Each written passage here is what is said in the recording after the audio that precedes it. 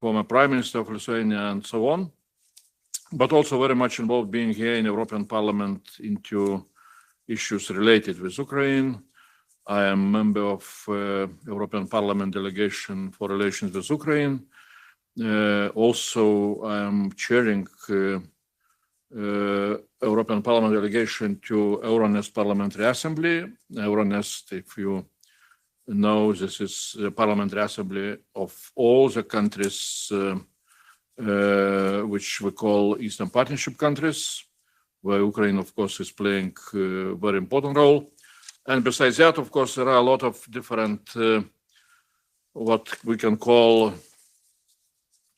informal or initiatives, which also we initiated and we are very much involved. And first of all, of course, initiative of Network United for Ukraine, which now has more than 400 parliamentarians from all over the world, and also some other initiatives. As Lithuanian delegation, we initiated recently humanitarian assistance to Kherson region, and that's why I had the pleasure with Roman assistance to meet farmers in 2 weeks ago, perhaps, in Nikolaev and Odessa. So that was really very important meetings, which have shown me how, and what are the issues, what are the challenges for both for Ukrainian farmers, for Ukraine itself, and for the whole Europe. And that is why really it's good that we have this possibility to discuss in a deep way all the related issues. And issues, as all of us we know, are both challenging but also promising. And that's why the title, How Ukraine's Agriculture Makes You Stronger, is a very good title, because definitely when you see the potential of Ukraine in agriculture, when you're traveling through Ukraine and you see all that very rich agricultural land, you understand how much Ukraine can bring really in developing safety of food supply, not only for Europe, but for the whole world. From another side, of course, there is a question of competition, I would call it in such a way. And as we can see from developments recently, especially in Central Europe, there are countries which are, I would call very simply, are afraid of that competition with agro sector of Ukraine. Well, I am, by my nature, I'm always very much in favor of competition, fair competition, because that is what pushes, all sides to move ahead, to develop itself, to be more modern, to produce, in a competitive way, production. And that's what on both sides we need to really to have good understanding of where Ukrainian agro sector is now, what is possible in its development, what issues we shall need to resolve, what challenges, and also we need to understand what good perspectives are opening for all of us with the success of Ukraine, which of course now first of all should be based on military victory with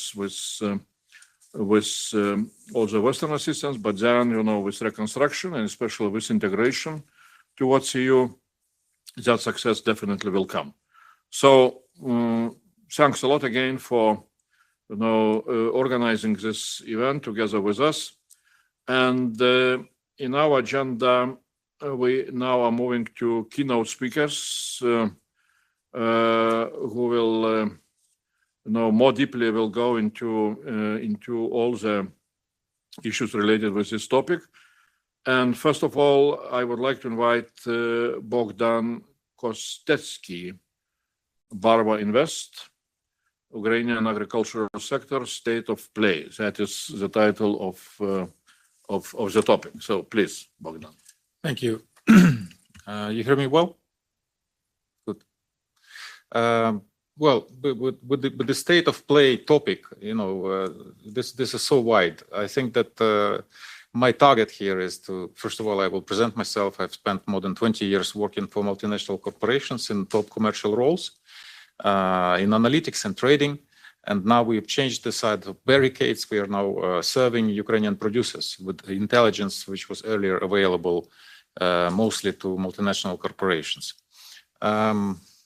I have prepared a small presentation, and I would like to make it even shorter and sweeter, because I think this is a very treacherous moment, too treacherous of a moment to spend it digging in the numbers. The presentation is compiled in such a way, it's here printed for all participants offline, and it will be available in digital form to the online participants. It's arranged in such a way that it's very digestible. It's very easy to comprehend with a lot of comments to it. I would just glance you through the current state of play, indeed, what is happening in the world, and in particular in Europe and Ukraine.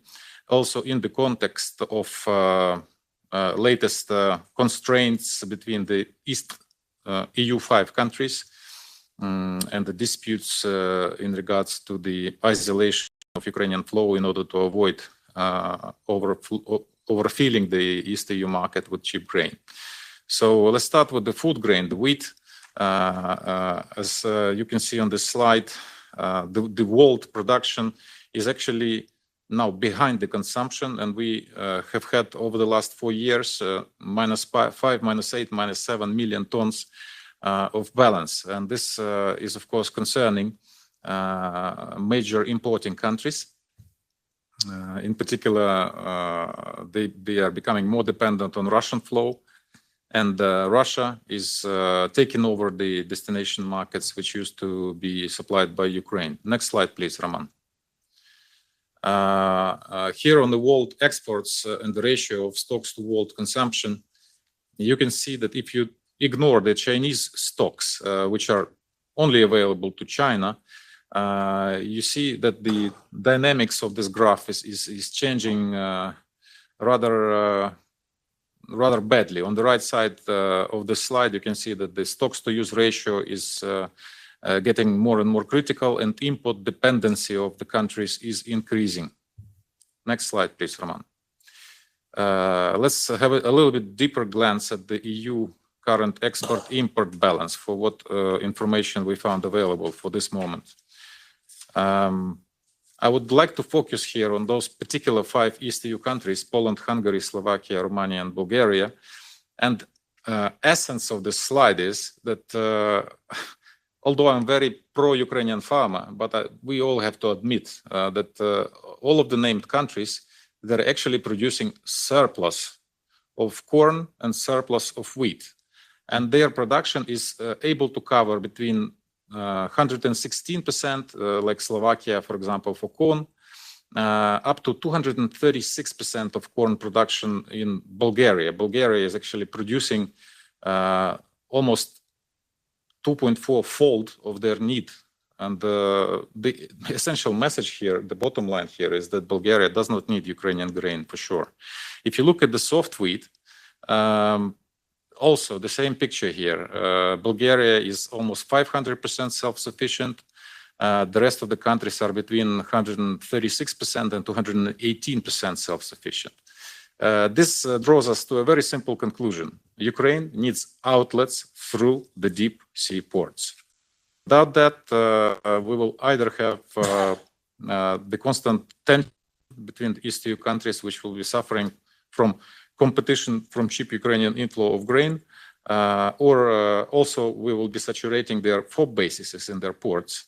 On the next slide, you can see the percentage of the volumes which were exported since March 2022 to July 2023 in direction of Europe. Unfortunately, we do not have statistics of which volumes out of those 37.8 million tons shipped in direction of those countries stayed inside the countries. In particular, very critical to analyze here, Poland and Romania. As you can see, there are massive amounts of flow to those countries, but we think that most of this flow went in transit. Although I have to comment that local producers are not too happy either with Ukrainian flow going through their countries, even to the ports of Varna, Constanța, Burgas, or ports of Gdańsk and Gdynia, because they are saturating the FOB market in those countries and they are making it tougher for local producers to compete for export markets. Let's have a look on the next slide at the export performance. Here we took 3 seasons to represent how the flows have changed since this massive invasion, full-scale invasion of Russia broke out. It broke out, I will remind you, in February 2022. In this season, we had the record crop, and we produced only 40 million of corn alone. So as you can see, in 22-23 season, which has just ended on July 1, the dramatic change of wheat export flow to Europe, 7.9 million tons. You probably are aware that Europe is a net exporter of wheat. And it does not need any wheat for imports unless it's some exotic durum wheat or whatever, or maybe some kind of spelta, although I'm pretty sure that Europe is able to also produce it. In Spain and Italy, they produce durum wheat.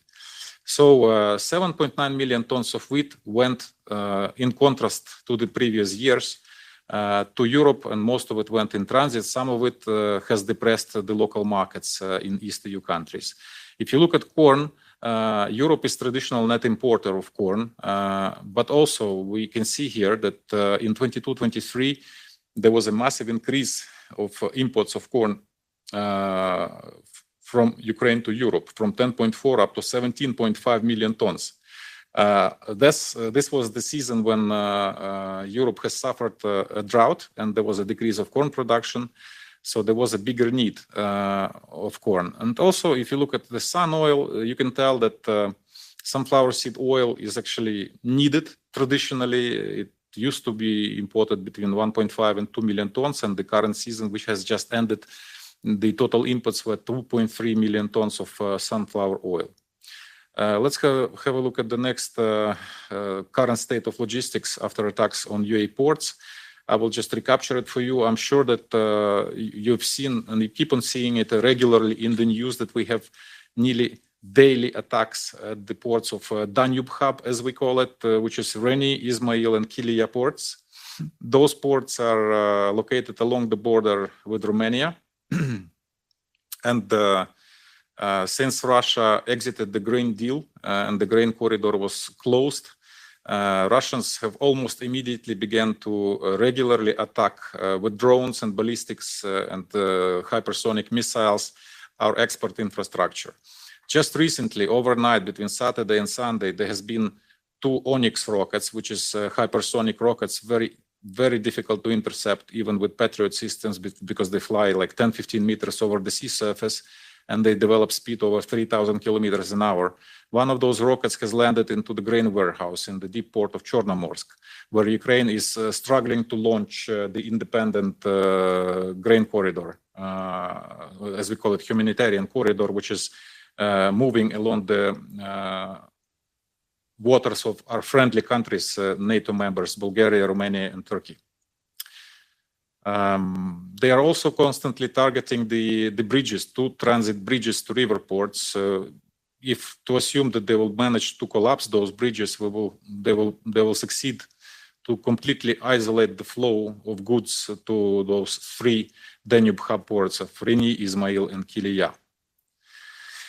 I would spend a little bit more time at the next slide because it conveys. Oi, Roman, I think you have something wrong with the visuals on this slide, but on the printouts here, I think it's okay.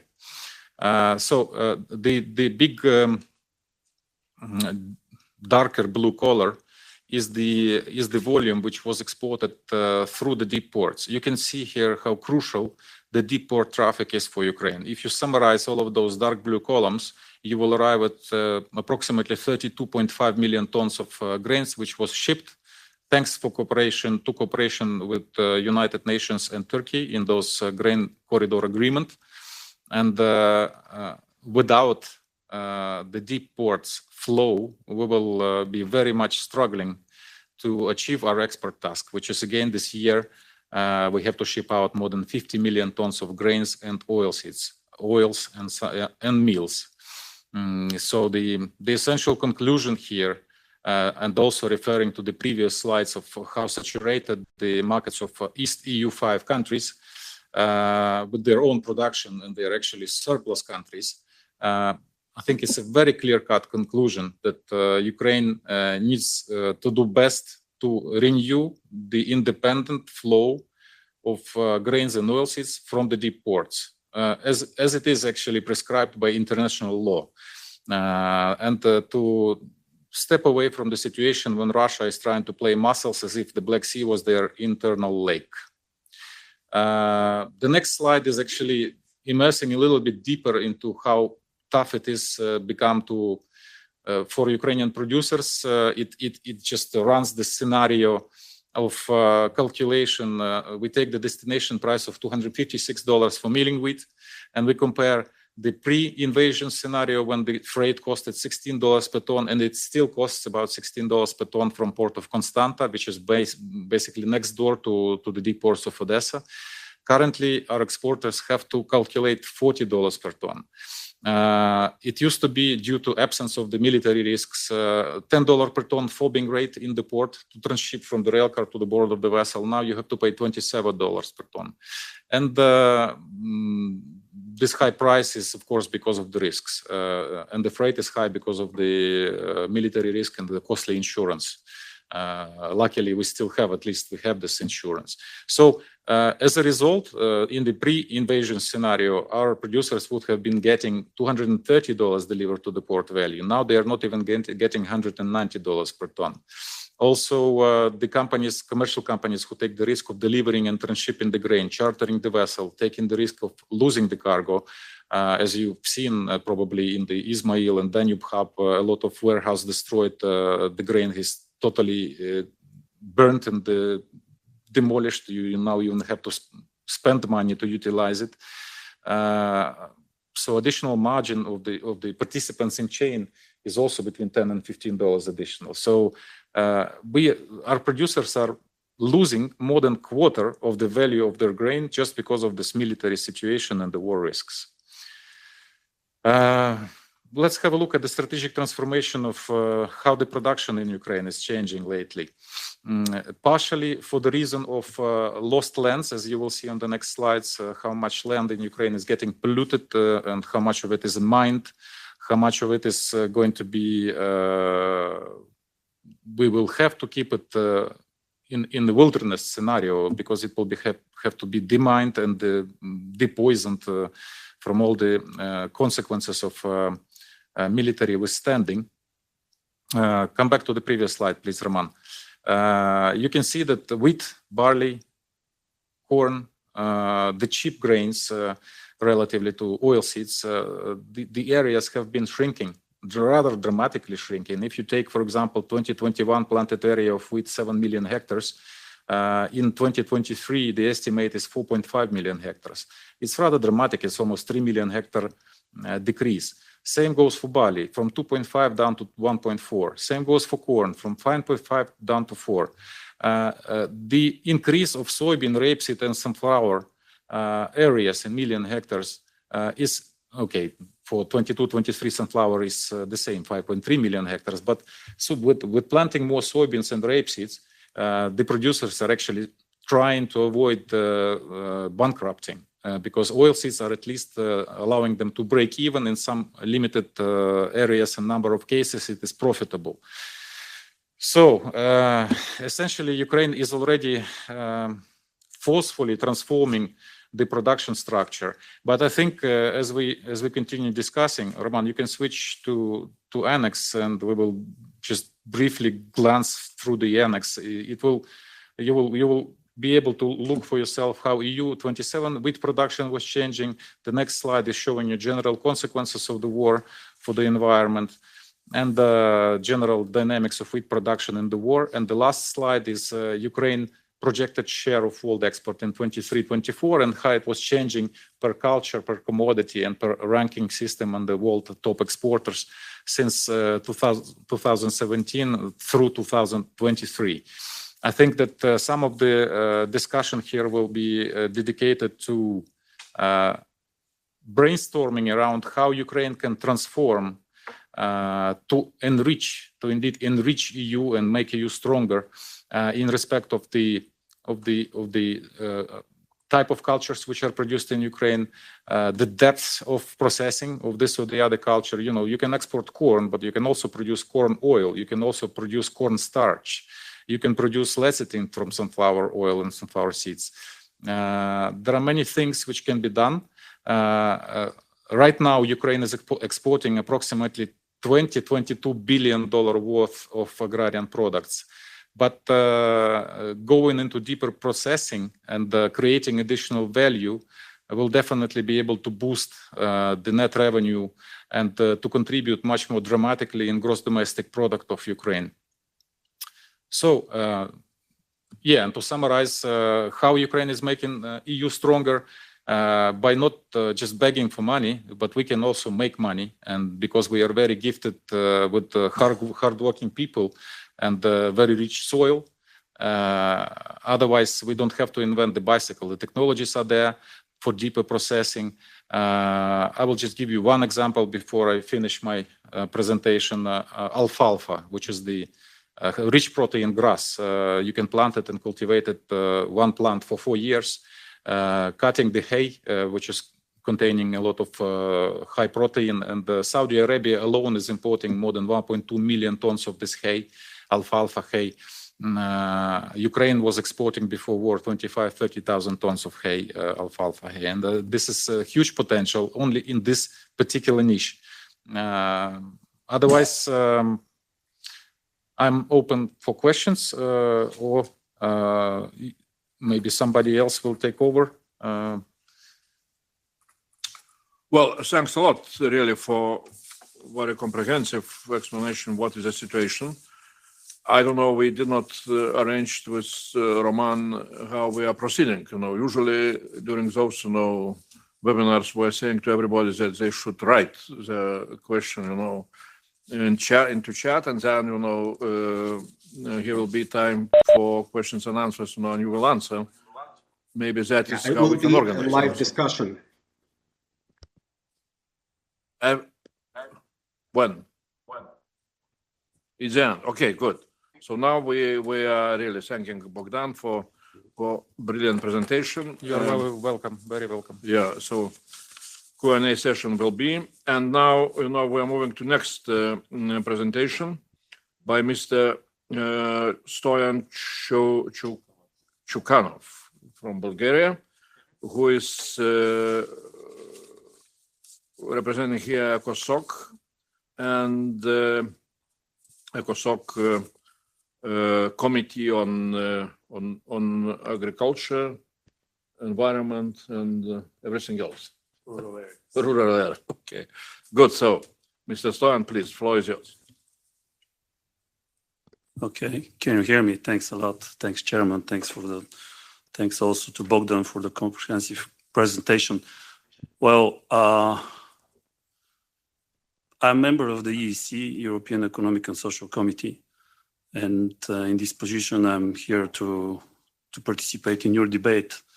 But I just wanted to start with 2 lines that actually, 2 lines from the Grenada Declaration that was adopted this last Friday, that states that enlargement is a geostrategic investment in peace, security, stability, and prosperity. This will make the EU stronger and will enhance the European sovereignty. So I took those 2 lines just because describes very well also the spirit that we are sharing in the European Economic and Social Committee toward Ukraine and the new, potentially new members of the EU.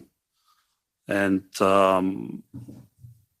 because actually we already adopted some initiatives to involve the civil society organizations from these new countries, accessing countries, to participate in the process of the work of the European Economic and Social Committee, because we have to prepare for the future and the potential participation of those civil society organizations in the whole European process here.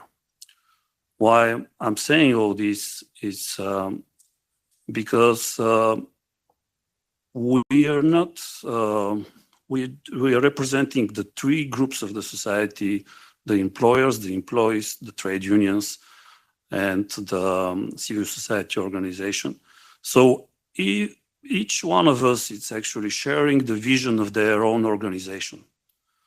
And as you can imagine, the views are very polarized in some areas, especially speaking about trade, sovereignty, and food production, because from what was just described by the colleague Bogdan, of course, there is a reaction from this trade that is actually going on, the solidarity lines, the Black Sea initiatives, etc., that actually helps Ukraine to transport the grain. But me coming from Bulgaria, as it was obvious from the presentation, we have 5 times overproducing the grain in Bulgaria. So it's going to be very hard to explain to Bulgarian farmers, although we have our historical reasons to be very close to the Ukrainian people, that we have to accept the products coming from over there and not being able to sell our own production, which happens actually not in the theory and in reality. And 3 weeks ago, there was a riots organized by the Bulgarian Agricultural Chamber. And how to, the goal was, because most of the farmers are striking against actually the deal that was reinforced after September 15. So on those difficult times for the Ukrainian people, we have to show solidarity, but in the same moment, the people needs to pay their own bills. And because you just gave an example for the sunflower seeds, in most of the cases, we've been witnessing the unfair trade practice when actually the Ukrainian sunflower seeds was processed in Bulgaria and directly exported as a sunflower oil without leaving any added value to the local industry except for the processor. And in the same time, we have the silos with the sunflower seeds produced in Bulgaria staying full to the top, to the roof. And actually, those traders, they are not even technically importing the sunflower seeds. They're just using the processing facilities and directly fulfilling contracts that they have abroad somewhere else because they have a contracts to fulfill. So, and me as a farmer, because basically I'm a farmer representing farmers, I can give you an examples that I have offers to buy food to feed my cows last winter that was half price FOB Bulgaria, which is technically impossible. And everybody was asking how this could be possible. But of course, in such their situation, of course, some people are really just to give away their production in order to survive and to pay potentially the new season, because when you have all your production in the silos, you're kind of in the dead end street. So that's from one side. From the other side, the organized civil society in Europe, in the committee, we do realize that this is just a matter of transition, and we truly believe that the place of the Ukrainian farmers is in the EU. So that's why we started already drawing an opinion which is focused on the CAP, Common Agricultural Policy, post-27. Because now is the time, before the election for the European Parliament, that we can share with our potentially newly elected MEPs what is the vision of the organized civil society about how we're going to keep going with the Common Agricultural Policy, potentially in the time when the accession of the Ukraine is going to be a reality, and that is going to be in the next strategic period after 2027. So we have to address all the potential issues because we have a different production concepts, and we are witnessing actually a big restructuring of the market, because when Ukraine one day it's a member of the EU, it's going to bring more power to the European agriculture, but it needed to be accessed. So in manner that both sides are not kind of fighting with each other, because the European model of agriculture has a completely different structure. I'm happy to participate in the discussion if you have more questions. Thank you. Okay, thanks a lot, Stoyan. And now we're moving to Hanna Hrubko, who perhaps does not need large introduction. All of us, we know her now as leader of ANTS NGO and also United for Ukraine Steering Committee, former chair of Foreign Affairs Committee in Rada. And the topic which she will speak about, Russian weaponization of food and hunger. Hanna, please, floor is yours. Thank you, Andrius, for organizing in the European Parliament this important discussion. And actually, I'm now traveling after the Warsaw Security Forum to different regions of Ukraine and meeting local farmers, and they are raising their problems. And actually, Ukraine as a major global producer and exporter of food expect to get more global support to secure the freedom of navigation and freedom of export of our grain and agriculture products. Why it's important to feed the world and not to create global hunger? Because it's a famous Russian tactic from the Soviet Union, when during Stalin regime, main famine was organized against Ukraine, and actually through weaponization of hunger, millions of Ukrainians were dying because of lack of food, knowing that Ukraine as a breadbasket of Europe, almost more than 90 years ago, could feed the world, but our nation was suffering and dying because of weaponization of food, which means weaponization of hunger. Now with Russian blockade of the Black Sea and actually Russian withdrawing from the Black Sea Grain Initiative and constant attack of Ukrainian ports, and actually we can say that more than 105 port infrastructure facilities were damaged and partially destroyed since Russia withdrew from the Black Sea Grain Initiative. So more than 300,000 tons of grain also were destroyed.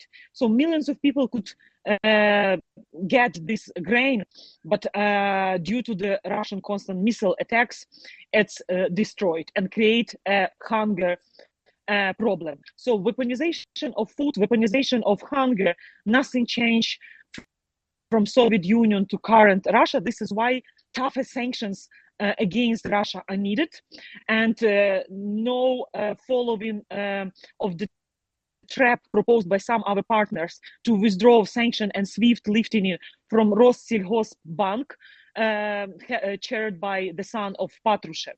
And also what is really important when we are talking about the Black Sea security is demilitarization of the Black Sea, and actually providing Ukraine with more maritime defense capabilities, what is not what we haven't seen after the full-scale war.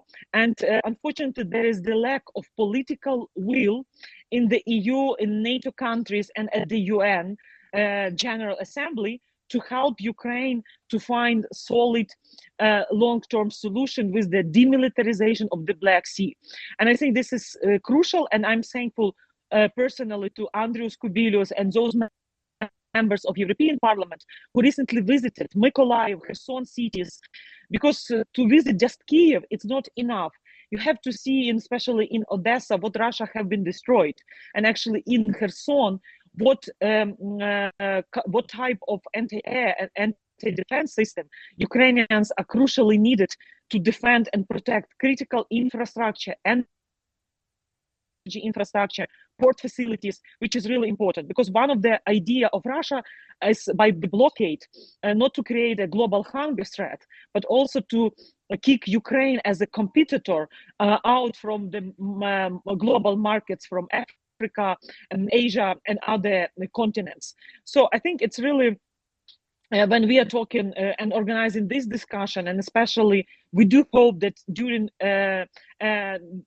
next 2 months we will open the negotiations with the European Union, and then, as the previous speaker mentioned, it's important to start now the discussion about Ukrainian agriculture sector and other sectors, how we could not compete, but how we could find win-win solutions, and what is the in the common interest, and especially the reform of the European Union, which is really important for all of us in the future.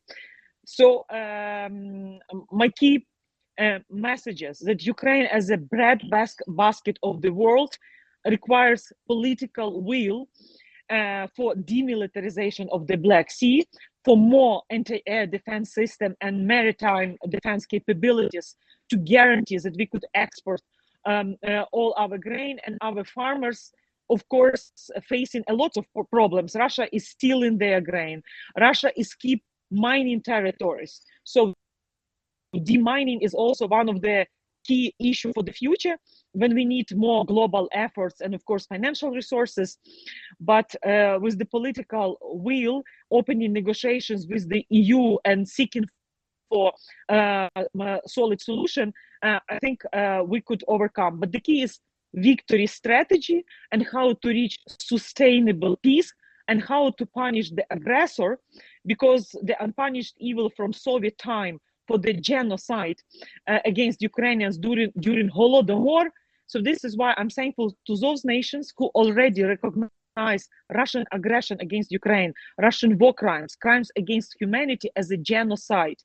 The faster we win, the faster we tell the truth and recognize Russia not just as a terroristic state, but also as a state committing genocide, the more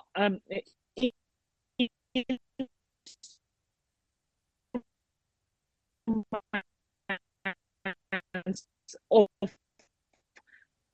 punishments to demilitarization of the Black Sea. And sorry, we lost. with the demilitarization of the Black Sea, with demilitarization of the Black Sea, we will solve all the tensions we've recently seen with Poland. But I think the discussion between agriculture sector and representatives of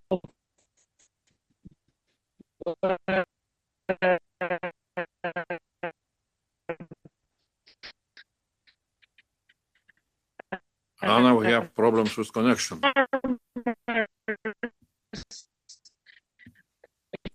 Should be more the European business. Yeah, it's Discuss and be also Maybe you should send with WhatsApp. you. What we discussed. Hannah, we have a problem. Can you? Okay, so maybe next. So my message, I hope at the beginning was heard. Thank you. Okay, thanks a lot, Hannah. Thanks a lot. Really, Thank we you. understand. Yeah, your message connections are not working every time in a perfect way, especially in Belgium, in Brussels. I would say I'm always complaining about connections here. So, well, we had this first part of our discussion with keynote speakers, and now we are moving into what we call discussion online and offline. And here moderation will be led by Roman Makuchin, who also represents Ernst organization, which is called Euroscope by Ernst, and of course very much involved into organic agri-food and sustainability advocacy in Ukraine. So Roman, floor is yours. I apologize that perhaps I will run away a little bit. I will try to be back, but there is another committee, security committee, exactly on Ukraine, Hamas, and Karabakh today. So quite a combination. Yeah, thanks a lot. Thank you, Andreas. Yeah, thank you for your input and thank you for all the help of your group in the Parliament, in the European Parliament, and organizing this meeting. Yes, I am with Ernst, but I'm also a farmer myself since 2008. And I would like, of course, to first of all give the floor to another colleague who is a Dutch farmer in Ukraine for a long time, for 20 years now, Kees Huizinga, with diversified farming experience in Ukraine. Please, Kees, the floor is yours.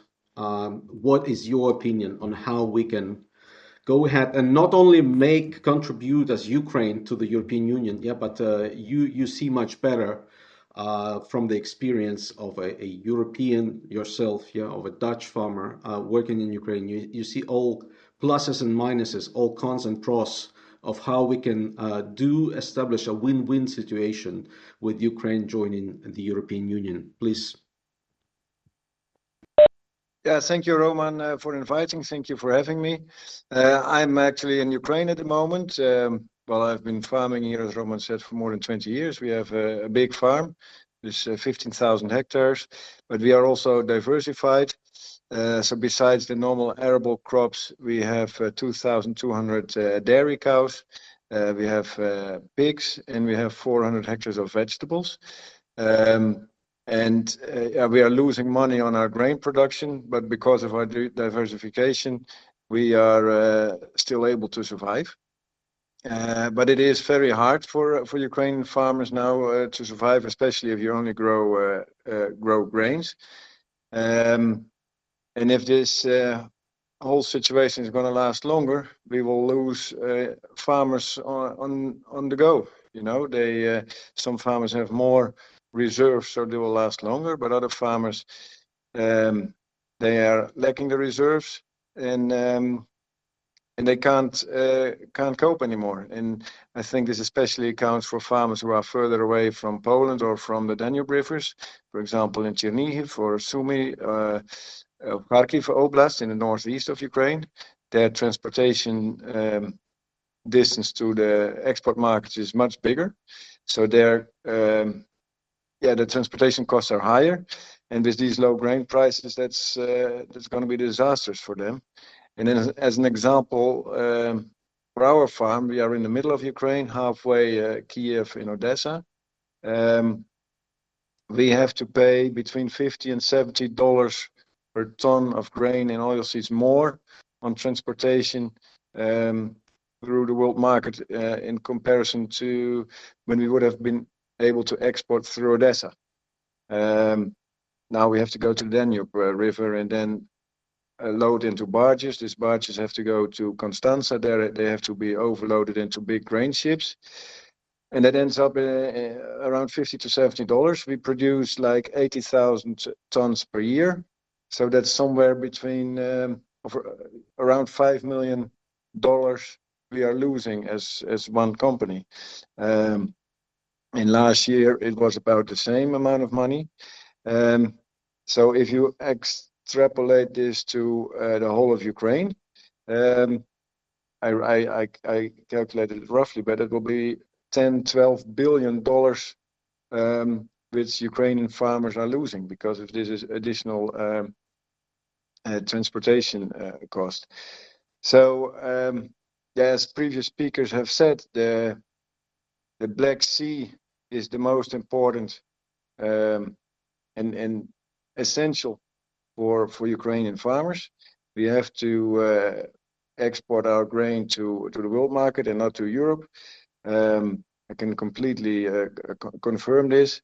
And also for you for your understanding, when I started farming here 20 years ago, Ukraine produced around 20-25 million tons of grain and oilseeds per year. And the year before the war started, Ukraine was producing more than 100 million tons. So that's 4 to 5 times more of 4 to 5 times production increase over a period of 20 years. And the whole port infrastructure on the Black Sea coast grew with this increased agricultural production. And you can't replace this within a year or 2 or 3 with alternative routes through Poland or Romania or the Danube River. That's just physically impossible. You know, as one of the previous speakers said, we have to export like more than 50 million tons of grains and oilseeds. So that's Poland, for example, produces around 30 million tons, and Romania does the same. So it's impossible to go through these countries with these amounts of grain. I recently visited Lithuania, talked to the agricultural minister. We talked to some members of parliament and also to farmers' organizations. And so the people in Lithuania and the Lithuanian government and the farmers, they are ready to support Ukraine by exporting our grain through the port of Klaipėda. They have a huge capacity there, but the problem is the logistics over there. It's difficult to get Ukrainian grain to Lithuania because of the difference in railroad tracks. Ukrainian has wide railroad tracks, and Poland small railroad tracks, and Lithuania big railroad tracks again. So that's not going to be the end solution. The end solution is the Russians out of Ukraine and free up the Black Sea coast. And then talking about Ukraine into the European Union, I'm completely supporting this, but I also know as being born in the Netherlands that European farming is pretty much subsidized, and it keeps small farmers alive. And that's, as one of the previous speakers has said as well, it's difficult from the minister from Bulgaria. It's difficult to connect those to agricultural systems. I think Romania, Bulgaria, some Polish farmers, they have some big scale farming, but the farming scale in Ukraine, it's much bigger, and we do it without subsidies. So we are in Ukraine much more competitive. And so I think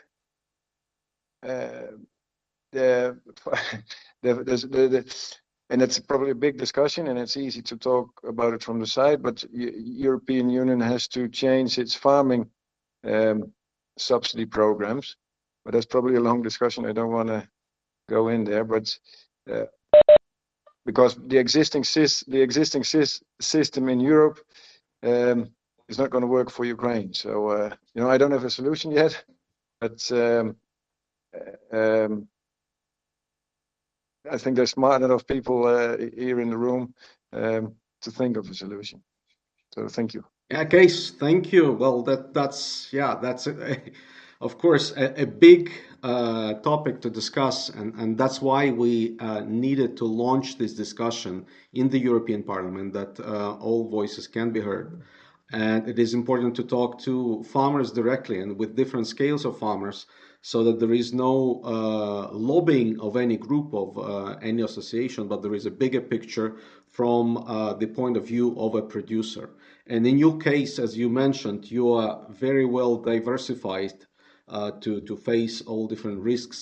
And what I admire, of course, that you are the farmer who is domestically oriented as well. Yeah, within Ukraine, you sell a lot of products that you grow.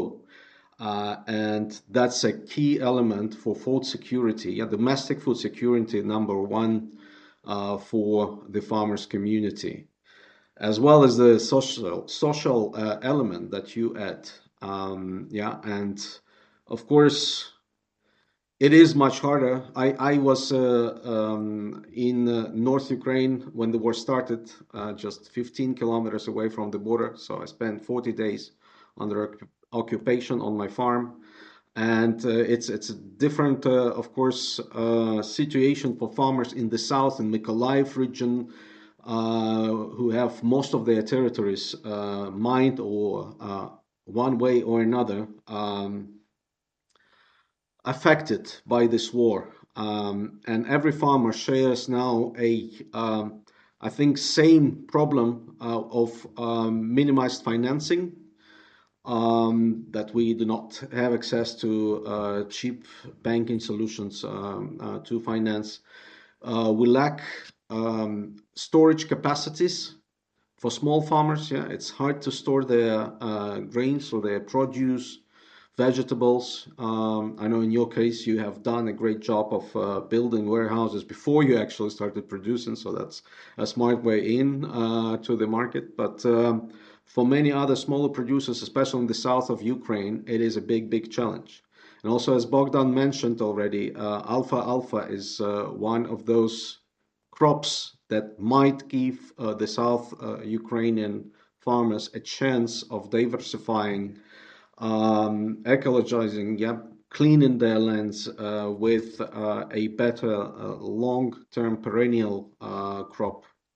But that's still something to be worked on. And I know that there are scientists in Ukraine, and not only in Ukraine, their colleagues internationally working on this matter of how to improve the soil after the war, of how already help Ukrainian farmers today.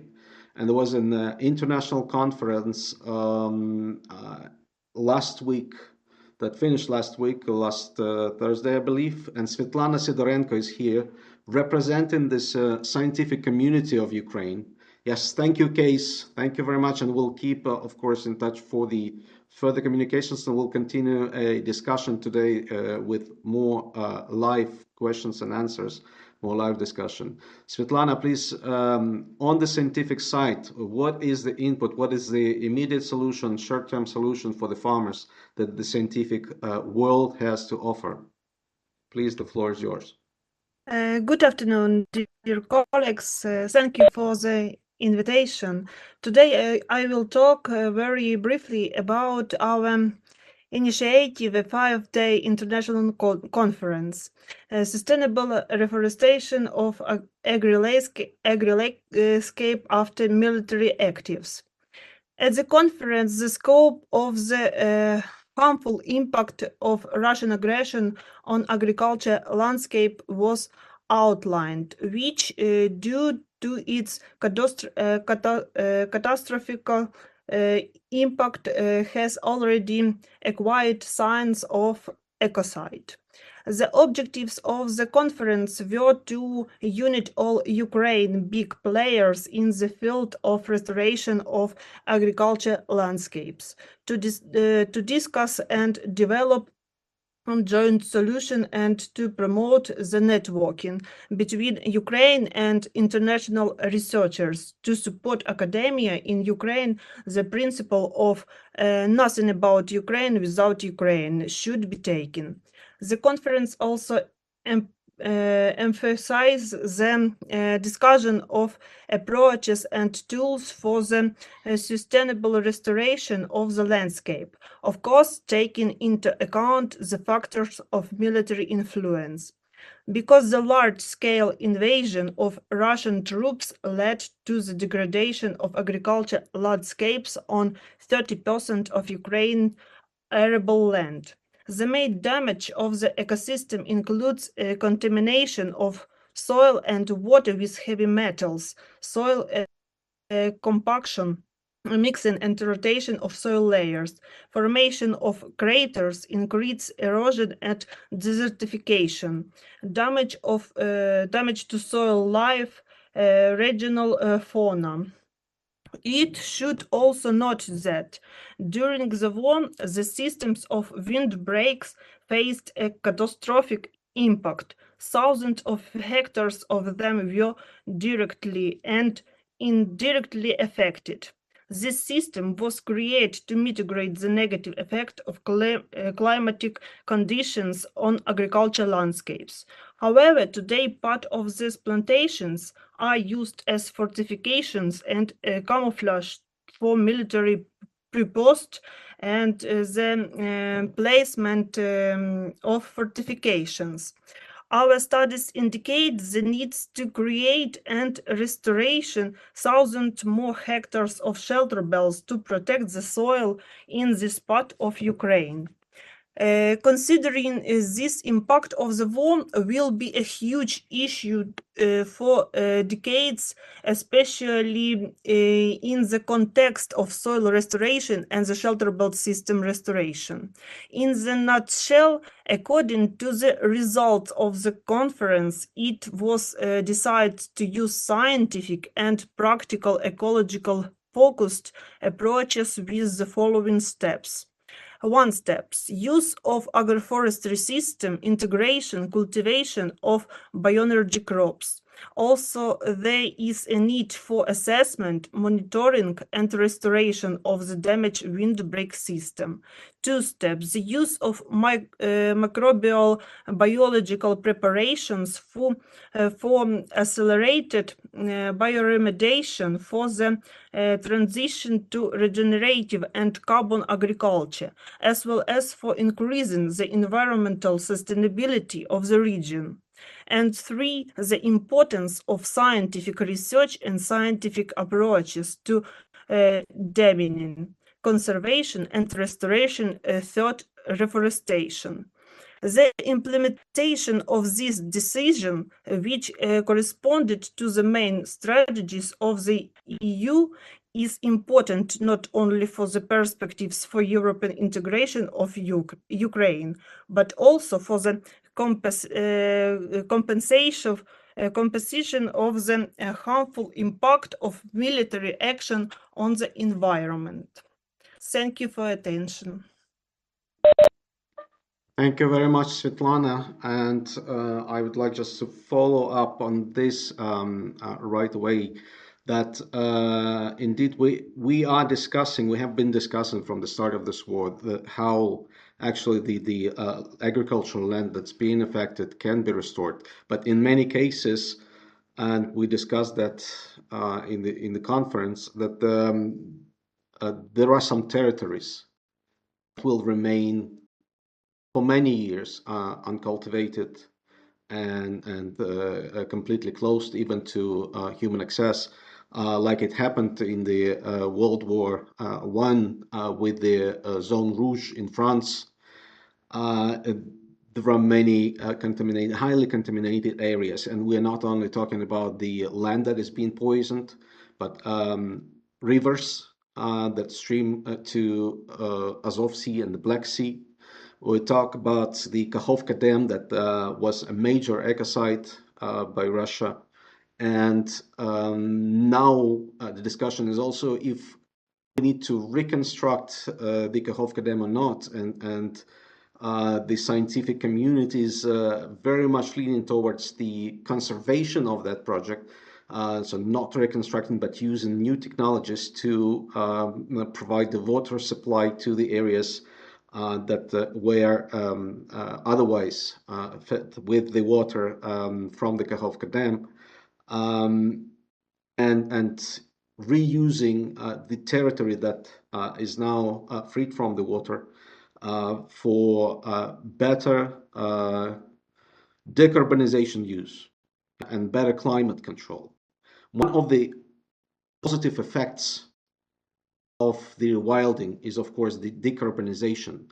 And a lot of European support is needed in this case to promote the idea itself and maybe even to create an international foundation that would be able to take control through lease agreements or even through purchasing of such territories in order to compensate the owners and the farmers and convert the territories into decarbonization zones. Because, well, the land in Ukraine has been available for sale now to private citizens of Ukraine up to 100 hectares. Many of the private farmers, small and family farmers, insist that the sale of land to agricultural companies should be postponed until the war is over and probably another year after that, because the liberalization of the market, land market, is coming up January 1st, 2024. So there is a serious request from the agricultural community of small farmers especially, and it makes absolutely sense, to postpone the sale of the land before farmers can actually can get grip of their assets and their equipment and be able to get back to normal production. It of course is not a fair market condition when regular farmers cannot make any profits and be able to purchase any land that's been provided for by the legislation. So this sale of land moratorium, again, it's not the right word in the context of the Ukrainian history of land market, but there is a serious need for this postponement of the land sale before the small family farmers would be able to actually go into the fair competition and buy land for their production, for their long-term food production needs. That's something that I share also from a group of farmers that we met in Mykolaiv and in Odessa, together with Andrius Kubilius 2 weeks ago. Both two groups, they insisted that this should be a political decision, and there is European help needed for this, because very often decisions are made in the Ukrainian parliament when the European colleagues explain why the critical elements, such as the importance of keeping up the family and small farms in place, are crucial for the accession of Ukraine to the European Union. So there should be this consideration by the European parliamentarians next visits that they plan to discuss this issue of the land sale postponement caused by the war. And the organic production, well, we have not talked much about it. If Katerina Shore could add a bit on the prospects of the organic production in Ukraine. I've been into organic production since 2008, and I've seen that we only had 1% of organic production for a very long time. And the European Green Deal objective is to reach 25% by the year 2030. Well, for Ukraine, that is a very ambitious goal. That would be a very ambitious goal. But there again, as farmers now face the shortages of chemical fertilizers, of pesticides, chemical pesticides, they lean more and more towards biological solutions. And maybe Katerina Shore, would you have any more statistics on how prospective and how optimistic this could be? Yes, good afternoon, everybody. I hope you could hear me well. We have, thank you, Roman. We have latest statistic about organic agriculture in Ukraine. Unfortunately, it is not very much optimistic because of occupation of the land in different parts of Ukraine. We lose part of certified organic lands in 2022. The latest data from the Ministry of Agrarian Policy of Ukraine that we have now about 230,000 certified organic land, which is already less than 1%. It is only 0.6% of the whole agricultural land. Because of the problems with fertilizers and other, we have more requests now from farmers to convert. They're willing to convert to organic, and we also from environmental community and from organic sector, we see the perspective of further development of organic agriculture is also part of the Green Deal transition and environmental solutions. So not very optimistic for the moment, but organic farmers also foreseen as more resilient in current situation than a conventional one. Thank you. Just brief update.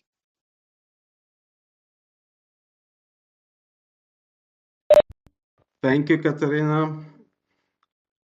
And yeah, well, the organic factor is only one of them. Yeah, we discussed at the international conference about regenerative agriculture in general, which includes organic certified production, but extends further to permaculture design, to food forests, to biodynamic practices of microbiological preparations to help heal the soil.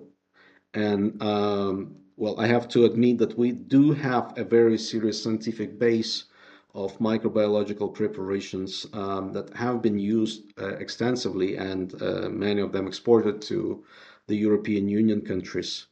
But we do need the know-how and the technical assistance in terms of twinning projects for building up capacities of the Ukrainian farmers and the Ukrainian agri-food producers.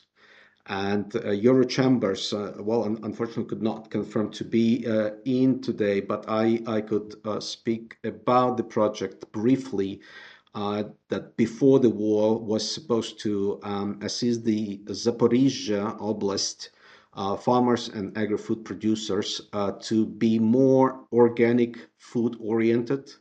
The project could not be realized due to the war, due to the aggression, and we have to plan in advance now, a much more dynamic twinning projects program helping Ukrainian farmers and Ukrainian agri-food producers to consider and to learn about organic production and different techniques and technologies.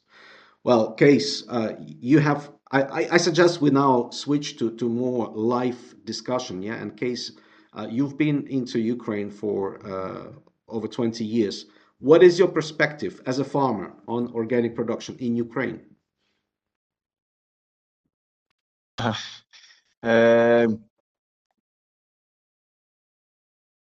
don't know. Oh, there is a perspective.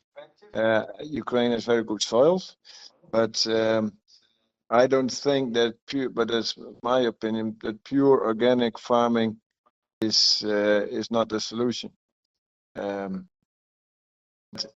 But we all have to make less use of chemical fertilizers, of pesticides, and that's good. But I mean, if we are sick, We also take a pill, you know. You can do the same with crops. If a crop is sick, you can give it a pill, for example, or you can spray some fungicide. But you have to reduce it by making the soil as healthy as possible, and a healthy soil will produce strong plants. They are not susceptible for diseases, for example. Now everybody knows there's a huge discussion about glyphosate going on in the world, in Europe as well. But if you want to reduce CO2 emissions, you have to stop plowing. It's better to stop cultivating the soil at all, because cultivating releases CO2 in the air. And you have to go to minimum till or to no tillage. To do no tillage without herbicides, and for example glyphosate, is going to be very, very difficult. So you know, if you don't have glyphosate anymore, and if you don't have other herbicides, you will have a lot of weeds. And to prevent those weeds from germinating, or to prevent them from destroying your crop, you have to plow, for example, so turning the soil, releasing CO2 again in the atmosphere. And you use a lot more fuel that's releasing CO2 as well. Plus, you have to cultivate or interrow cultivate your crops with a big tractor, releasing CO2 again. So, you know, it's my point of view. It's not a black and white discussion. It's the truth is somewhere in the middle. But as conventional farmers, you can learn a lot from organic farmers, because they're testing. They have a lot of experience, and which conventional farmers should use for their own crop production, in order to use less chemical fertilizers and pesticides. Thank you. Well, I should say I started with agricultural production on a large scale organic enterprise, of 50,000 hectares in Kherson, South Kherson Oblast, and the north of Crimea. So 50,000 hectares of pure organic production was quite a challenge, but we were on the right track back in 2008 and 9 with a very scientific, practical approach, getting the best practical expertise from around the world, from the United States, Rodale Institute, the compost tea preparations, all different technologies that we started using back then. Intercropping of different crops, the cover crops with white clover. But all these technologies, all these approaches have to be scientifically based and practically proven. That's why, again and again, the big challenge for Ukrainian farmers would be in sharing the experience of practicing these different technologies and reaching out for the goal, because we won't be able practically to heal the soil after this war without the recultivation and going more biologically friendly and ecological in all different ways. And this would be also a prerequisite based on the European Green Deal of 25% organic production. It is a very ambitious deal, of course, but if we consider that most of the animal production can be pasture-based, then quite realistically we can get there faster. And agroforestry is one of the technologies that can be used to combine forest and animal production on the land that is being recultivated and restored after heavy cultivation or after being affected partially by this war. I think Ukraine. Yeah. I think Ukraine is a perfect place to test all kinds of new agricultural systems, in organic systems or half organic systems or no-till systems, because the farms here are relatively big, so they have a bigger turnover, so it's easier for farmers like us to buy expensive machinery because you do a lot of which are needed for organic farming compared to conventional farming where you need other kinds of machinery. So it's easy for us to purchase those kinds of machines and do some testing, you know, and if there is European support for that, or that would be good information as well for European farmers, which they can copy on their own farms based on Ukrainian experience. Yeah, thank you. Well, actually, if we refer to the European Parliament think tank that just published 2 weeks ago a paper on how Ukraine-European Union relations could proceed, there were 4 strategies. And the most positive of them was actually namely saying that Ukraine can be a very good benchmark for the sustainable agricultural transformation. So I truly believe in that. Myself as an organic farmer with now 14 years into organic and biodynamic production and regenerative farming practices. So I would stick to that, of course, myself emotionally, and do all the best to bring the science to support it. I appreciate, Case, what you are doing, as a farmer, as a very socially responsible farmer in Ukraine. And I know that your kids are now as fluent Ukrainian speaking as any Ukrainian in Ukraine. So that's a very nice integration, because we always talk about the Ukraine's integration now with over 8 million people that had to leave Ukraine and one way or another pass through Europe.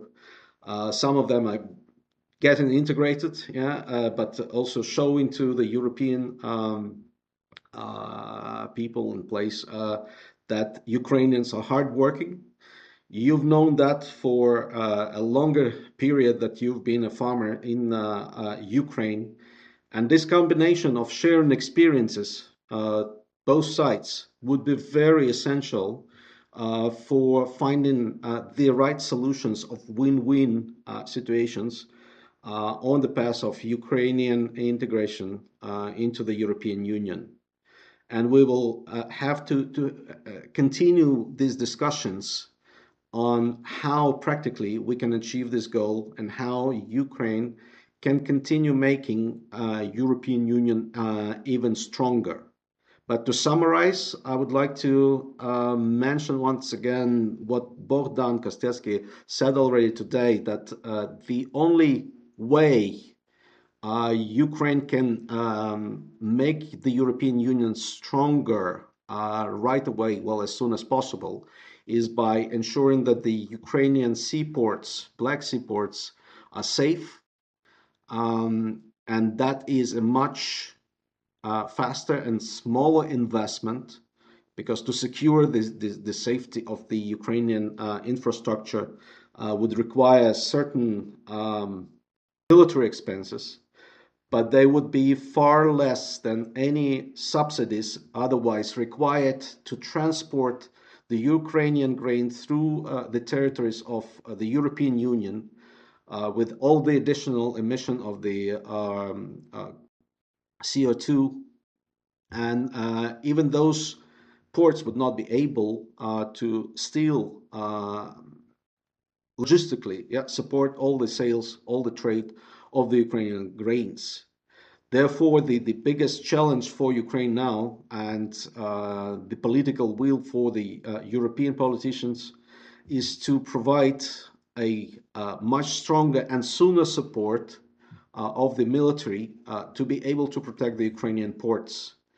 And the farmers and the scientists can do an excellent work all together to prepare for the transformation of the Ukrainian agricultural production, so that it can not only comply with the expectations of the European Green Deal and the Common Agricultural Policy. Well, there was well said that the Common Agricultural Policy after the year 2027 will have to transform as well, to prepare for the Ukrainian accession.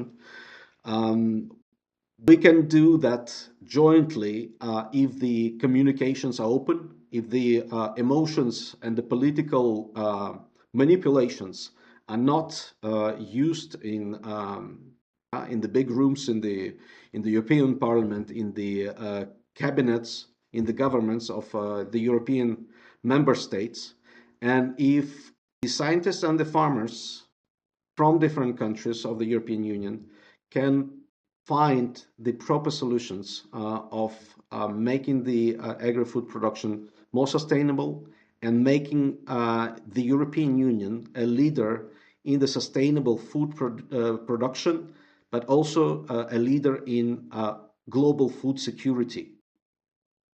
And I thank you everyone for the participation. Please, we can have, of course, more questions discussed, and I would appreciate if you can share any of your ideas, any of your questions per email, and we will plan another meeting as soon as we have the communications followed up with the members of the European Parliament now, and we will inform our participants on how we can proceed with the next communications so that we can have a more practical impact of meetings like this. Thank you, everyone. Thank you. Dan, maybe you would like to wrap up. Maybe I would make a couple of comments.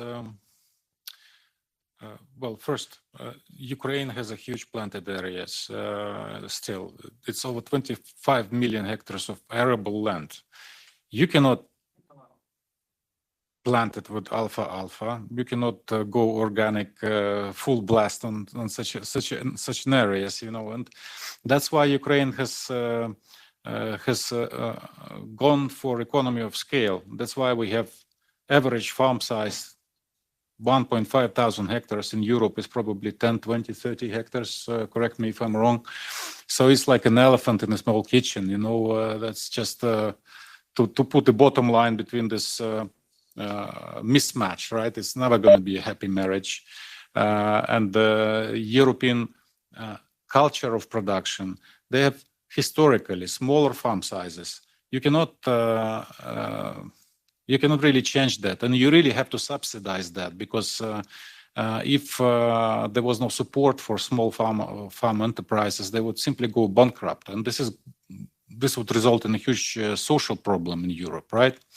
So, in my opinion, we have to go to the helicopter view and look at planet Earth. We can see that the major and most dramatic expansion of population is taking place in Asian countries. India has just recently stepped over Chinese population size. All of those people also along the way, as they are uniting to prosper economically, I mean BRICS as well, this union, I think that the standard of life will be improving. Their eating habits will be becoming richer, which means that they will ask for more of meat, less of a bread. And those countries should be supplied by simple mass-scale feeding materials, like feed corn, like feed wheat, like sunflower meal, and basically also the milling wheat, of course. So I think Ukraine would always be welcome to supply competitively additional volumes to those destinations. And this should not exclude the niche product production and organic products production, but also probably it could be enriched. You see, organic products are premium products. They are normally afforded by people who have higher standard of life, and they start to pay attention to how much healthier they will become by eating organic production, how